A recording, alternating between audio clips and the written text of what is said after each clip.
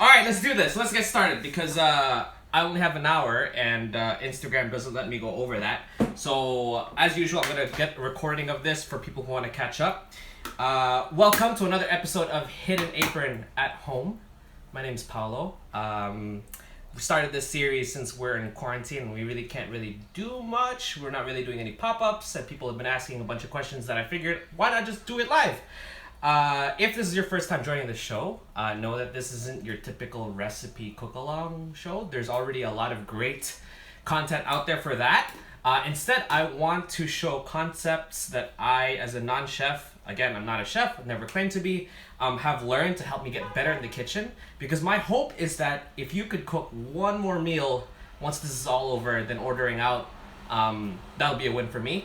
If you're able to be a little more creative in the kitchen, that you can make your own recipes, that'll be a win for me. If you end up enjoying being in the kitchen a little more, that's a win for me.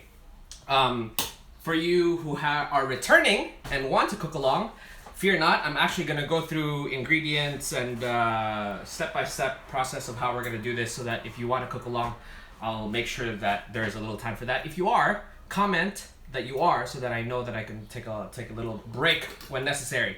As you know, I always have a drink. Well, not for too much longer because I'm about to quit drinking, but always have a drink before I start cooking. I've shown this to you guys a couple of weeks ago. This is a pre-built batch-made martini. Super simple to make. You just build your martini in like a freezing container, like a Tupperware. I put 2 ounces of gin, 1 ounce vermouth. Secret ingredient, white onions. They added a really nice savory flavor to your cocktails, especially for things like martinis. So I put that in there. And because today we're talking about sour soups, I put a little bit of rice wine vinegar. It's a trick that I saw from Naren Young, who was a bartender at Dante. He put a little balsamic vinegar. It makes it really nice. Okay, anyway, pre-batch your cocktails so you're not always shaking them to order. I mean, you can, but I think that freezing them is not only more efficient, it actually adds a softer tone to your cocktails. So if you like that, do that. Boom. The other positive thing about pre-batching your cocktails is that you don't have to whip out like a whole fancy shaker set. You could just build it in your Tupperware and then shake it when you're about to go, and then you're good. All right, so today, sour soups. We're talking about soups. Sour soups are a very generic term. I know when I first told people I was going to do this, I said I was going to do a sinigang, which is a very famous, arguably it's the Philippines' national dish over adobo, because this predates the Spanish ever coming to the islands. This is something that like every single region has a version of. And then the second one, my friend Bormi actually hit me up and she said, hey, the Cambodians also have the same or a similar dish called, I'm going to butcher the pronunciation, but it's Somlor Machu Kreung. So Somlor Machu is just like sour soup, and then Kreung is the paste that is going to enhance the flavor and make it uniquely Cambodian. And I found this out because apparently they also use the same tamarind mix that we use in Sinigang. So what I'm going to do, we're going to go right to the whiteboard. As usual, we're going to go through all the ingredients that we're going to use. If you are cooking along, remember that you could always substitute, and then let me know if I need to slow down, because most of the time I'm thinking that people are watching this and then cooking it some other time. All right? Okay. Back to the whiteboard. All right.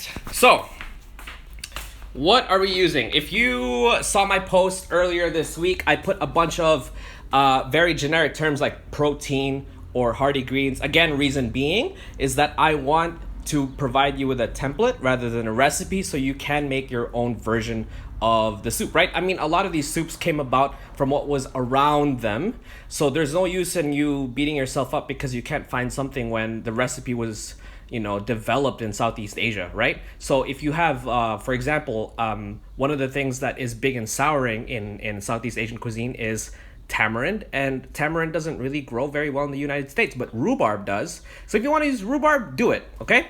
So here's what we're going to do. I have some greens that I'm going to put in both our soups today, the Filipino and the Cambodian one.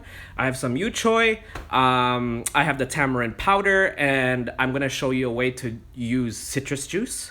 I know that people are partial to the tamarind powder mix. It's probably what they grew up on. But know that it actually is completely fine to use citrus juice. In fact, I grew up with my mom making sinigang with lemon juice.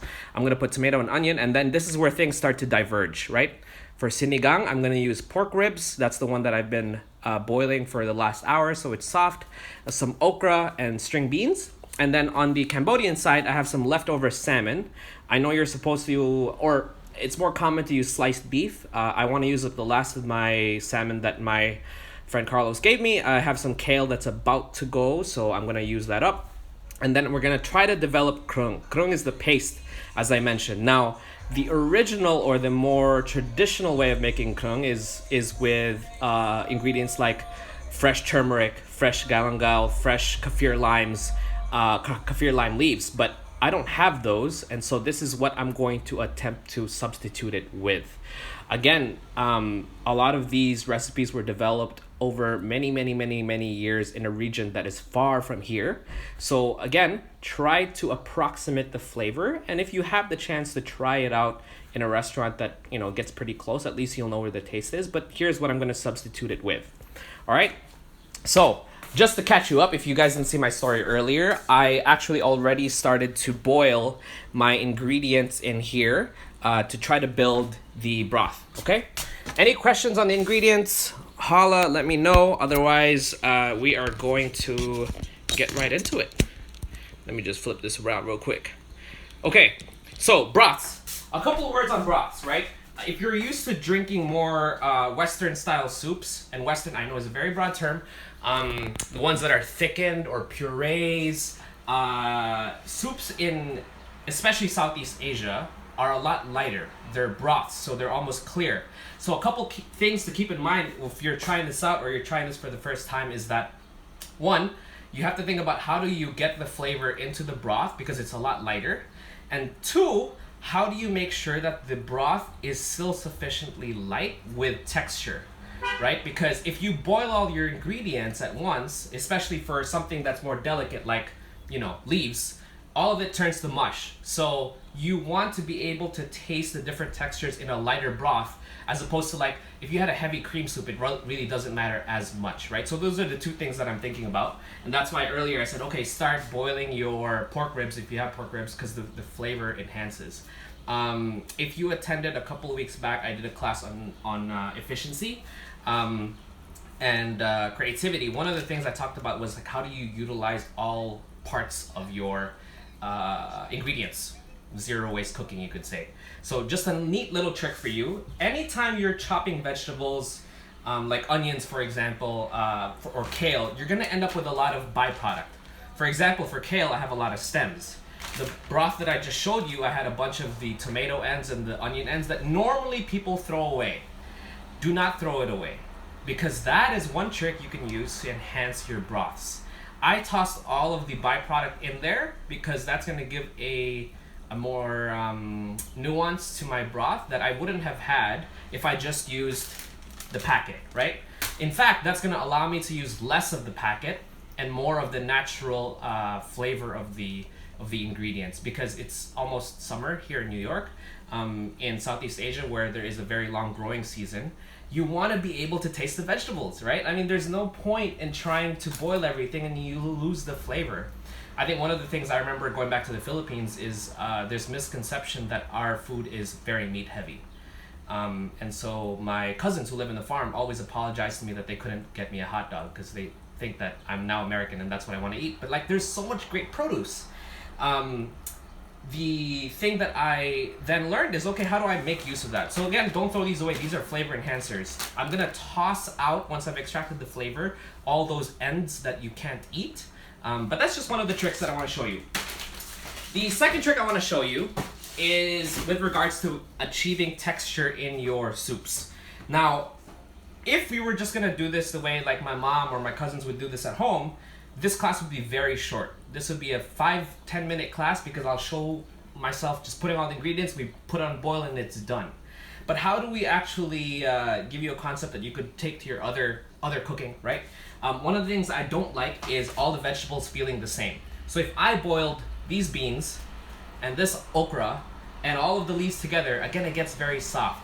So for those of you who are very familiar with Filipino cuisine, if you go to a restaurant, order sinigang, like there's the sliminess of the okra. It's the beans are very soft, they fall apart, and that's okay. People like the sliminess of okra.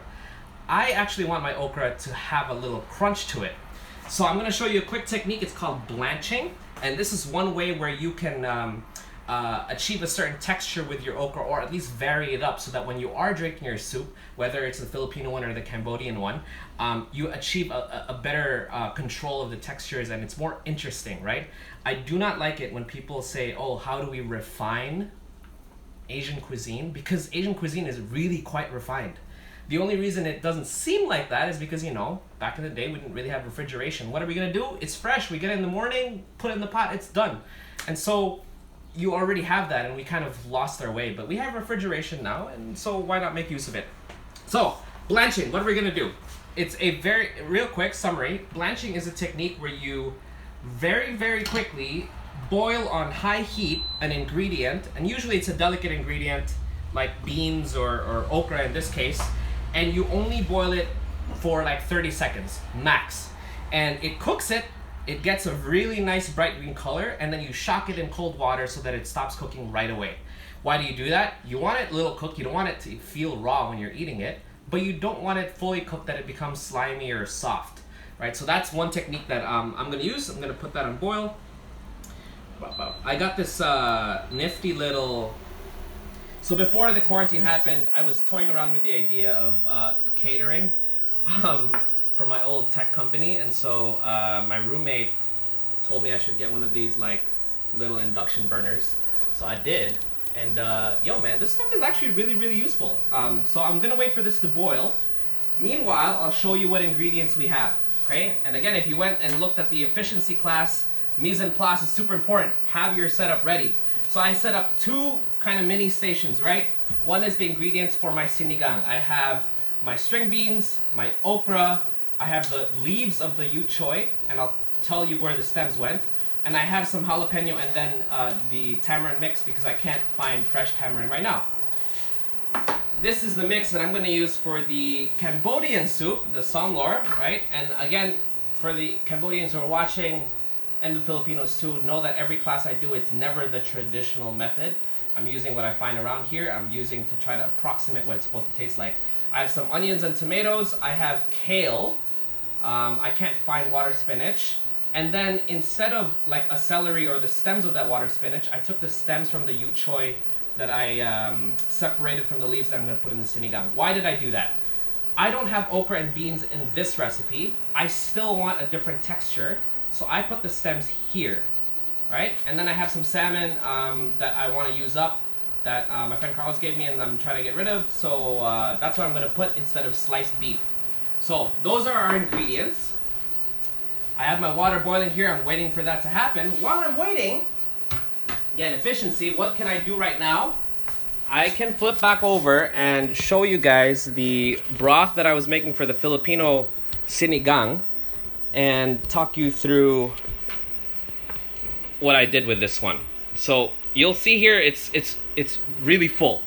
There's a lot of, like, I have bok choy ends in there, I have tomatoes, I have all of my flavoring components, and then the ribs are at the bottom. I already skimmed the scum off the top, because again, going back to those two things, you want lightness in your broth. So all that scum is just going to cloud it up. It's going to give you like a thick, gritty mouthfeel. So you want to take that out. I already washed it. I did that again. So I'm going to remove all these components now that I've extracted the flavor. This has been going on for an hour, so that I have enough room now for the greens I actually want to eat, which is my beans, my okra, so on and so forth. Okay? All right. So let me do that right now. And I'm going to leave what I want to eat. So the tomato I'm going to leave there. I'm going to take out this... the ends of the bok choy, because you can't really eat that. You know, some of these onion ends can't really eat. So I'm gonna take that out. Oh, I forgot to mention, we're gonna try something new today.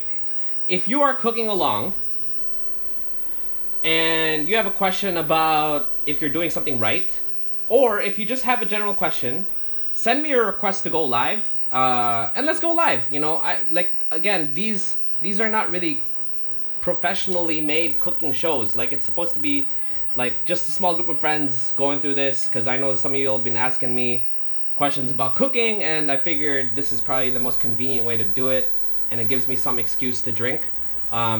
So if you want to go live, don't worry, your face doesn't have to be on it. We could just show what you're making, because I know some of y'all were cooking along last week or 2 weeks ago.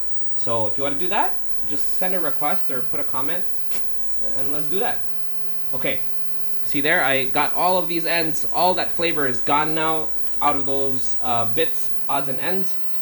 Zero waste, y'all. I really think that, you know, if you want to build a really good broth, do it this way instead of trying to buy stock from the store. Like, they're just way over salted. There's no balance in them. Like, you know, and you get more out of your money. And maybe I'm talking like that because I'm fun employed and I want to save some money, but, you know, there's just one way to enhance your food while extending your wallet. Okay, I'm gonna put that there. Oh, and right on time, my water be boiling. Nigel, oh man, I love you, bro. Does it mean when you stop drinking we won't have live cooking on IG anymore? It's a fair question. I don't know. So for those of you who know, like, drinking is an escape of mine, and I'll be honest with you, it's what's keeping me sane. I don't know. Actually, this class, I don't know if Boromy's still in here. Boromy, are you in here? This class is partially because my friend just hit me up and she's like, oh my god, Cambodians do that too. And I'm like, why not do a class on similarities? Because I love, again, our motto is break bread, break boundaries, right? It's like, how do we do this boundary crossing of cuisines so that we can learn from each other and learn components that you can use in your own cooking? So I don't know, maybe if someone gives me an idea for what to do next week, I'll do it, and if I'm in a super sober, cranky mood, maybe I won't, I don't know. Alright, so my water is now boiling. I'm gonna put my okra in there and do about 30 seconds just so that it's cooked, and then I'm gonna set it aside in an ice bath. So I'm gonna make room for my ice bath. I'm just gonna move this up. I'm going to take my strainer and dip them in there. Boom. Okay. While I'm waiting, it doesn't have to be 30 like strict seconds, right? But you want it relatively quick. What I'm gonna do now is I'm gonna set up an ice bath. So, water.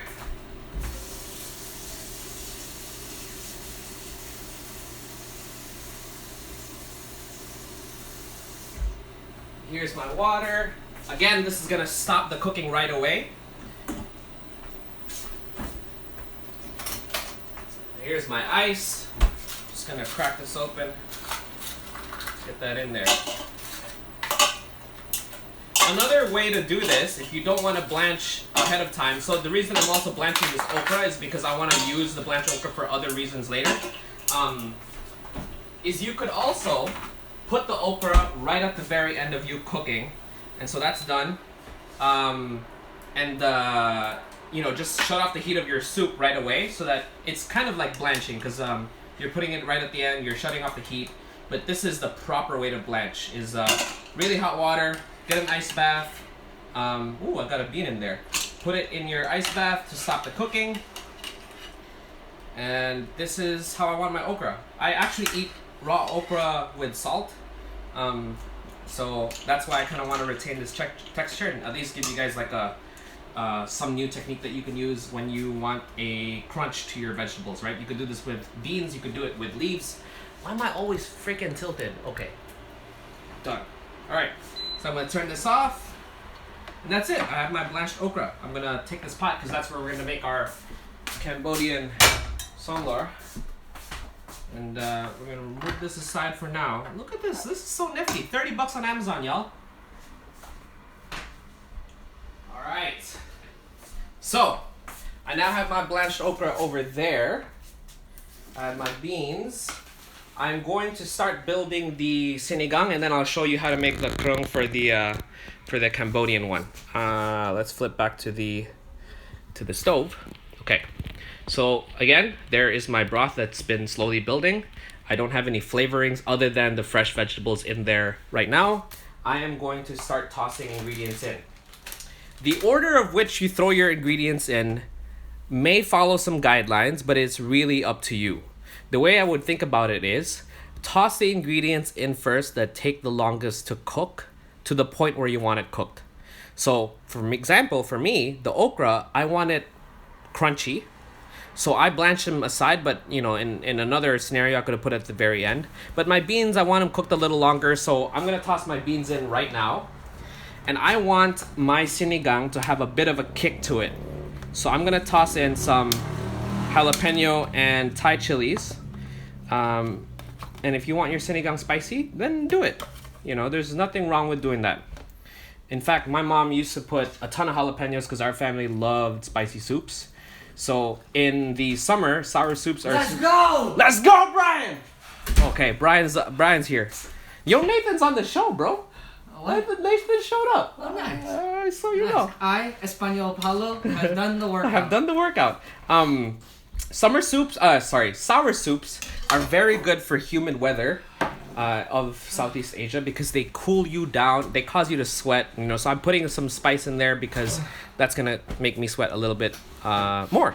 So I'm just gonna wait for that to get to a boil again, and then basically when you're building your broth, you just keep waiting for it to boil, adding your next ingredient, waiting for it to boil, adding your next ingredient.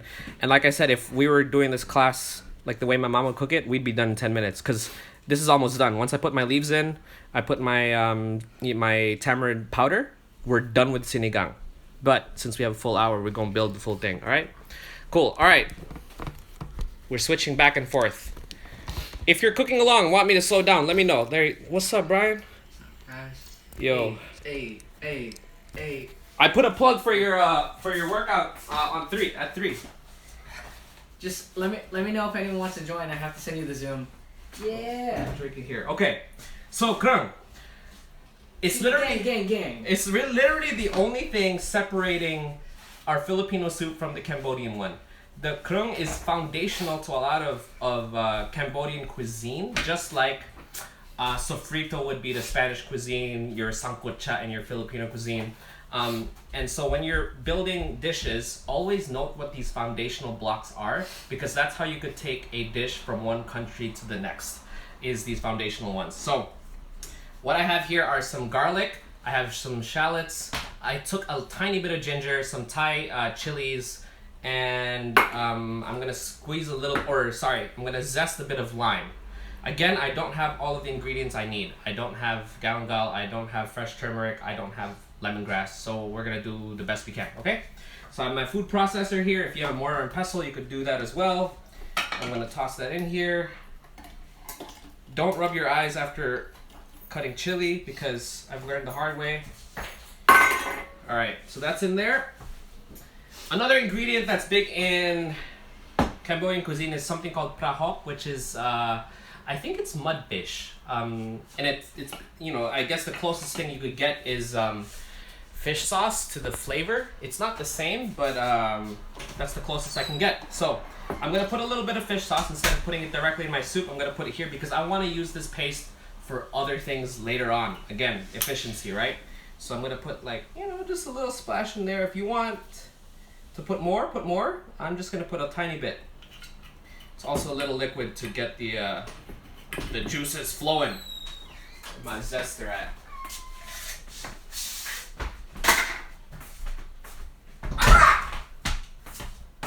Okay, little lime zest.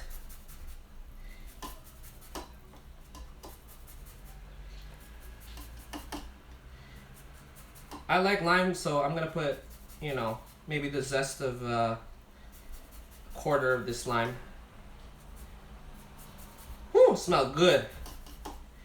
Oh, that's another thing about brightness. Citrus zest. It's used a lot in cocktails. You can use it a lot in your dishes as well if you want that really good aroma, right? We eat with our 5 senses. So put a little zest so that you get a little burst on your nose when you're eating. Okay, so I'm gonna just grind this up. Now let's chop a little. I'm gonna put a little ground turmeric. I don't have fresh turmeric, so I'm gonna use this. Maybe like about a teaspoon or 2, just to get the color going. This stuff is like super good for immune system, y'all. So I'm telling you, do away with the misconception that Filipino food is unhealthy because we're doing all our greens, we're getting spices.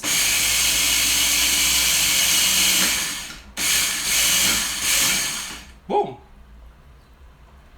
That smells fantastic. So there it is. There's my I don't know, bodega version of a kreung, I suppose. I hope my Cambodian friends will forgive me for skipping a lot of the ingredients that they normally would put.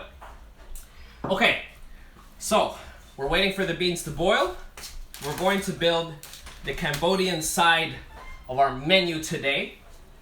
We'll flip back around here. The water that I boiled the okra in is totally still usable, so I'm gonna use that, and I don't want to waste all that water, you know? So it's over there on the other side. What I'm gonna do is, since y'all already seen the soup, I'm gonna move it to the back and switch positions so you can see me build this other one out over here. Question for y'all also. Some of you have been talking about cooking along, and every week I wonder how many actually do. If you are, please let me know, because I've also gotten the suggestion that I should actually host cooking classes on like Airbnb and whatnot. So I want to know if it's something that y'all are interested in. I mean, personally, I'm kind of just doing this because I need something to do on Sundays. So let me know. All right, let me turn on my heat. So again, recap, right? We want to put in the ingredients that are going to take the longest to cook to the point where we want them cooked. For me, that's going to be the protein first. That's why I had the pork ribs starting. For the somlor, I'm going to start with my salmon. Nigel, I'm cooking along, just not making... Dude, do you want to come live? I want to see what you're making anyway. By the way, guys, if you don't know my friend Nigel, check him out. He actually posts a lot of recipes, unlike me, which are very easy to follow, and they have a lot of substitutes in case you don't have... They're very helpful. So if you want to check his out, he actually is the one who told me about SAFG, Southeast Asian Food Group, which has been a lifesaver. Maybe they should sponsor our classes, bro. Making pizza. See, and this is what I mean. You know what I mean? I don't expect everyone to have this. It's very hard to get the right ingredients and set up at the right time. So I actually am fine with people, you know, just watching this as a, oh, I picked up a new technique this week. So I'm gonna wait for that to boil. My back is pretty much already boiled, so I'm gonna, let me see, should I put the leaves in now? No, I'm not gonna do that. I'm gonna start flavoring my sinigang in the back with this stuff. Tamarind soup mix. This is like Filipino crack. What's Filipino crack, bro? Would it be this? It's either that or Ajinomoto, the MSG. Or like Mang Tomas. Yeah, but Mang Tomas is a sauce though. Like, I'm trying to think what's the equivalent of like the stuff you would just like rub in your gums. You know what I'm saying? Yeah, Mang Tomas. Mang Tomas. just rub it in your gums. That's not how you do it. Man. That's my pre-workout. That's my pre-workout. Mang Tomas, for people who don't know, is liver sauce. Oh shit, liver sauce? You didn't know that? That shit good, bro. Okay, so open my thing. I don't want to use all this. Okay, I really don't. I know some people swear by this, and it tastes... If you grew up on this taste, it's very hard replacing it. But this is me on my soapbox. I'm gonna make the call for you guys to try using a sour ingredient that is not this. Use lemon juice, like my mom does. Use rhubarb. It has to be a sour ingredient though, that's like a fruit or a vegetable, and not vinegar. Don't use vinegar, because the minute you put vinegar in, you're starting to go into like adobo territory, which, I mean, boiled vinegar doesn't, I don't know. It just doesn't give you that brothness to it. I'm sure that's not an adjective, but I'll put like, you know, that much. Just maybe half the packet. Reason why, I still want the tamarind flavor, but I'm gonna use lemon juice for the rest of it. So look at that. There's no, I'm gonna bring up the broth right up to you. Look at that, see? You want clear, you don't want the scum floating around in it. And now you can see the color starting to darken because of the tomatoes, the onions, and the pork. So increase that. I got my flavor in there. I'm gonna put the juice of about, maybe let's say 1 lemon. If this is your first time joining, no, I don't prescribe certain specific amounts. I don't want to. I don't think I should. Do it until it tastes to what you want it to taste. Again, just a reminder, the reason why I don't advocate for recipes is because your kitchen setup is always going to be different than mine, right? I don't want to say cook something for 1 hour if your stove is runs hotter than mine. You know, you might end up overcooking it. So I'll put a little lemon in the back. What I'm going to do is I'm going to put some salt and maybe taste that. And if I don't like the sourness, if I need more sourness, then I'm going to put another one. Bro, you could have just done it here. It's all good, man. It's among friends. It's the same people. Look, Ricky's back. Yo, Ricky, Brian said that he made the workout easier because he found out you weren't coming. So, yeah, thanks a lot, bro. I guess a lot of people won't be getting the real version because you're not showing up. Also, shout out to Ricky because he's actually Cambodian, and every time he tells me about his sour soups, I think of Sinigang. Nice. Because I still don't know what sour soup he keeps telling me, bro.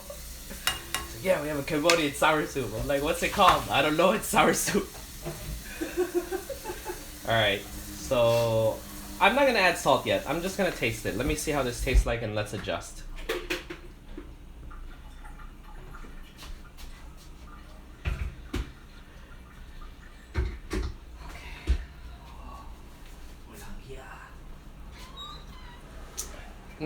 That needs to be a lot more sour, so I'm going to put another lemon in there. I could taste the tamarind, so let's do maybe one more. 1/2. 1 full. And a hint of salt. I'm going to reserve the last 10 minutes to go over a bit of plating for you guys since it's been a question before.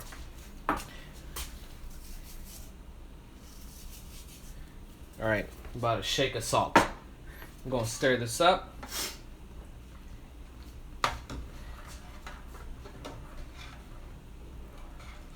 Oh, I just thought of something.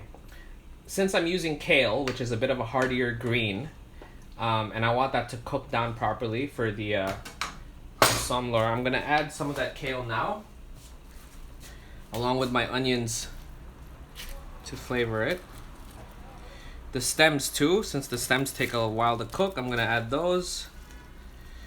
I don't have the galangal, so I have bay leaves, which is, I don't know, like the closest I can get. So I'm going to add that. Maybe onions. Okay, just a word on tomatoes. Why am I using tomatoes? Tomatoes in America, no offense, the majority of tomatoes in America are absolute shit. Like, look at this. It's pretty much just cardboard. Reason why is because we grow our tomatoes and pick them when they're not even ripe yet, and then gas them with nitrogen to get to the grocery stores because we want tomatoes all year round.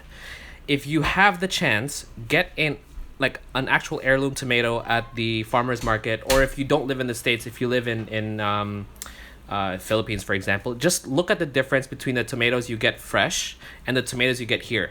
I'm putting these in because these tomatoes are sour. Like, they don't taste like a tomato. They don't taste sweet. So I'm using them as a souring agent instead, and that's why I'm going to put tomatoes in here.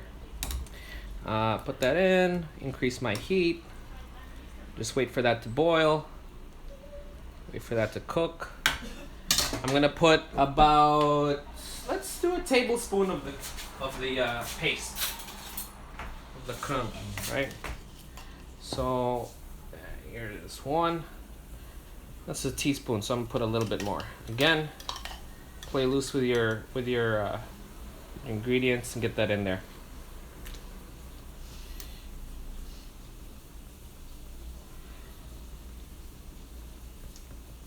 Stir that in. Because this has fish sauce, this has garlic, this has chili, is gonna give a very different flavor, despite the fact that they're both sour soups, right? They may look the same, but they're gonna taste different. Now, since my friend Bormi said that she used the same tamarind powder, I'm gonna put that in here as well. Just give it a good shake. And instead of using salt, I want a little more fish sauce in my soup here, so just about another that much. All right. Cool. Oh. All right. Put that on high. Just let me give it a good stir. I'm not gonna taste it yet because the ingredients are not cooked all the way, so I'm gonna get a very different flavor than, for example, the sinigang in the back, which is already pretty much done, and I'm just kind of waiting to plate it. Okay, we have about 20 more minutes. We have plenty of time. We're pretty much like 80% there. So if you have any questions, holla. Otherwise, I'm gonna keep going. Okay, I am going to now toss my yu choy leaves into the back. Right? And what I'm gonna do is, because I don't want to overcook those leaves, is I'm gonna shut the heat off and just let the heat of this pot naturally cook those leaves. Right? Some like their leaves pretty much raw. So from here on out, I mean, they'll eat the sinigang right away. I want my leaves a little cooked, but I want the crunch of the okra. Again, think of the textures your soup is having. So I'm gonna leave it at that. That's done. Sinigang is done. Less than an hour. Including the time that I was cooking the pork. I mean, yeah, I suppose 2 hours, right? This is starting to boil. Look at that, guys. Look at all the color. Look at all the color. I probably should have process the paste a little better, so it'll form like a really thicker paste. Because now I get all these what do you call it? Garlic chunks that I don't want to see. But learning experience, right? Learning experience. Just like 2 weeks ago when I attempted to shake hot milk in a Tupperware and the whole thing cracked on me. All right. Let's clear up our station and we'll do a little plating exercise because you guys have been asking a few tips on how to plate certain things. And soup is one of those things that's super hard because, you know, it's not thick like a French soup where you just drizzle some olive oil maybe and it looks good like that with some crusty bread. So I'm going to show you how I do my soups. Let me just put this aside, that aside. Just kind of clean up as we go. Drink my martini. All right. Let's see if we got any questions. All right, cool. So, if you Google plating tips, a lot of times they'll have terms like rule of 3 or build height, right? So if you're cooking something like mashed potatoes with steak, you'll see people use ring molds to try to build height. And they'll put like 3 of a garnish because I guess they did some study that 3 just looks more appealing to the eye than even numbers. So you'll see something like that. But if you think about soup, that's hard, right? Especially when your memory of these soups are, it comes in a big bowl, all the ingredients are already there. So if you are doing pop-ups or if you're doing this at home and you want to add that little bit of pizzazz to your presentation, let me show you how I could do that. Okay, I'm actually boiling in the back over here already, so I'm just gonna lower the heat on the Somlor and let's do this.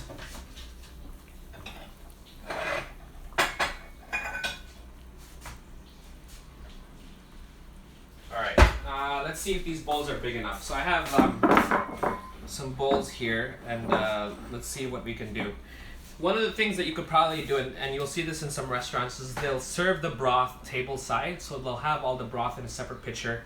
They'll have their ingredients in the bowl, and they'll pour the broth. And the reason for that is so that you could see everything in it. Like, all these things are why we go to restaurants, right? There's a storytelling aspect to it. There's a performance aspect to it. And so that's one of the things they'll do. It doesn't, like, it's not going to drastically change the flavor just because they put the broth in a separate container. I mean, if they're infusing it with something, perhaps, but try it at home. See what you're gonna do, all right? So what I'm gonna do is I'm gonna put the ingredients in here, and then I'll pour the broth so you can see how it looks like once it hits the bowl. I'm gonna first put the okra that we blanched earlier, and I'm gonna assemble it like so. So, you know, maybe I'll do like 5. I love okra, man. I eat this stuff raw with some salt and that's it. I might marinate that in some mirin and some tamarind later. So let's do that. I'm gonna grab some pork so you can see what I'm gonna do.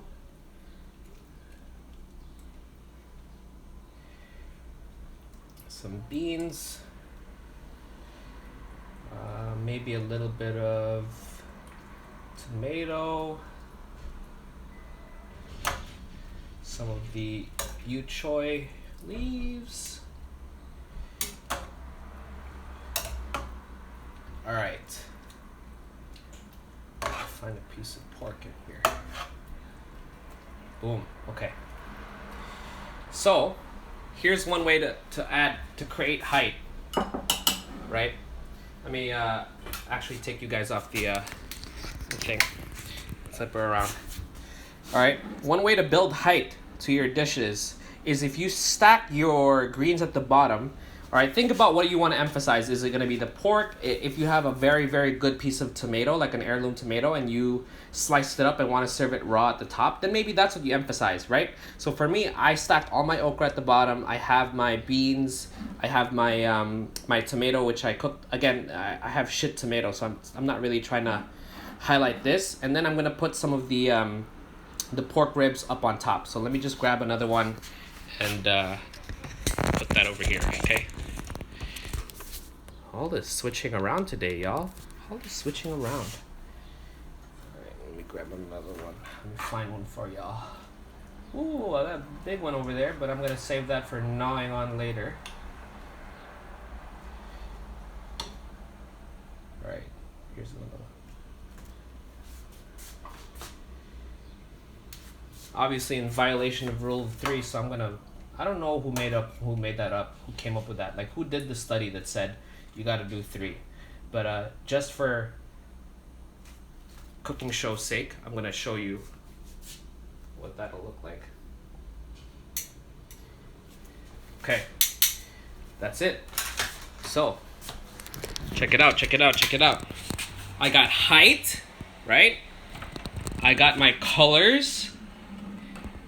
And now, when you serve this, you could put this in front of the diner and they could see, oh, this is what everything in my sinigang is. And hopefully you've built your broth enough so that even though it looks, you know, it's clear or it's a lighter broth, they know that when they hit that in their mouth, it's going to taste good. So I'm just going to pour some broth in there. Try to do this one-handed, so let's see how this works. Probably going to spill on the floor, but fuck it. Fuck it. Pour my broth again. Ooh, a leaf in there. If you're the type of Filipino dad that likes to higop meaning slurp, then obviously fill your bowl with broth. And if not, then you know maybe this is enough. But there you go. There is basically your sinigang. We did it in less than an hour with all of the components that I showed you. Build your own. And there's probably some tips in there on how you want to plate it if you are feeling a little bit fancy and want to impress somebody. And yeah, okay, so we'll look at the Cambodian one now. I'm gonna plate this one up, and because I have a very, very nice piece of salmon, I will see if it'll fit in my bowl, and if not, then you know, let's play around with it, because every week is an experiment. Okay, I'm gonna bring the bowl over and do this for you guys.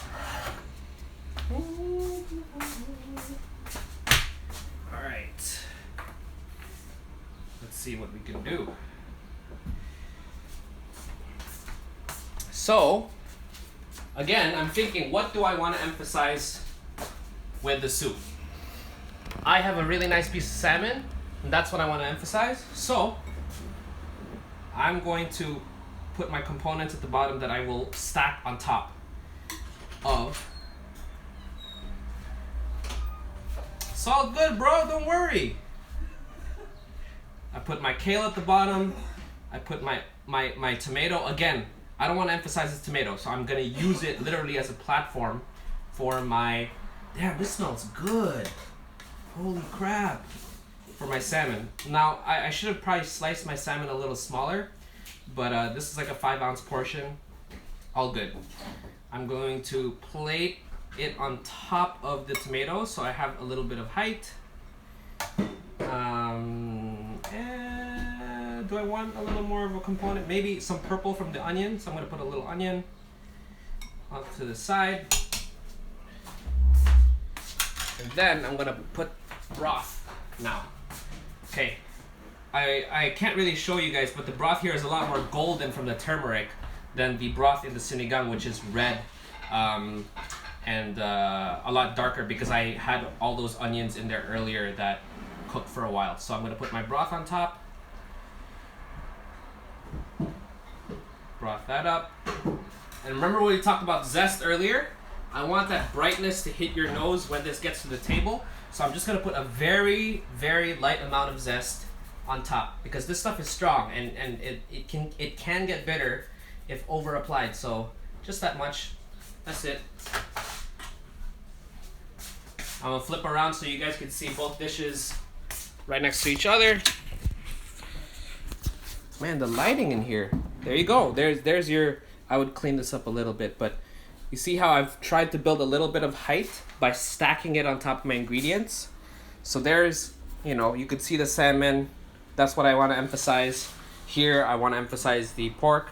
And there are your 2 sour soups. So, recap before we end this show. We got 10 minutes to go. When you're building broths, you want your broths to have flavor because they're already naturally light. You can't rely on a thick base or a puree. So think about how can I inject flavor into my broth. What I did is I put all of the scraps from my previous dishes, scraps of onion, my scraps from the tomato, scraps of cilantro. I put that in the broth, and I cooked my pork for a while. Right? These bones contain a lot of flavor, and so I cooked it for a while. Second, how do I make sure it's light? How do I still make sure that it's slurpable? Because again, these are really good for summer weather, Southeast Asia where it's humid. So how do I keep it light? I blanch my okra so I have that crunch. I use a lot of fresh vegetables that I don't cook for too long so it doesn't get all sludgy and slimy, even though I'm saying that's a bad thing, but it's not. Some people like it like that. I use lemon zest to brighten it up at the end. What else did I do? I skimmed the scum off the top as it formed from the pork bones. So again, think of those two things. How do I make sure there's flavor in my broth? And second, how do I keep the broth light? It's all about timing. And so you don't just think of broth as like, oh, we just put it all at one go and boil it, right? I think that's why there's a misconception that like, oh, we need to refine Filipino food or it's unhealthy because it's all just meat. It's not. I mean, I just showed you 2 ways to get more greens and more healthy stuff in your diet. Any questions? Anyone have suggestions for next class? Because I don't know if I will make one next class. Maybe I'm trying to find out if there's some guest who wants to do it with me, but let me just drink some my martini. Oh, you ready for your class, bro? All right, I guess there isn't. So once again, I'm gonna put all of the recaps on the blog, aarondiner.com. Check out either my Instagram or at @hidden_apron for announcements on the classes. We'll see if we have one next week or the following weeks. What else? If you have any feedback, let me know. Again, this is really just like me and my friends like dicking around because we have nothing better to do. And it is seriously, it is my hope that people take the time to get to know their kitchen a little better because We have seen what happens if you don't know how to cook and all you know what to do is do delivery, right? Like I think there's something to be said about cooking as a survival skill, even at the basics. So if I'm not saying cook everything from scratch, for forever, but if you get a little bit better and you see this as a way to express yourself and feed your family, be a little bit healthier, like that's awesome, right? So again, hit an apron, break bed, break boundaries. Peace out. We out.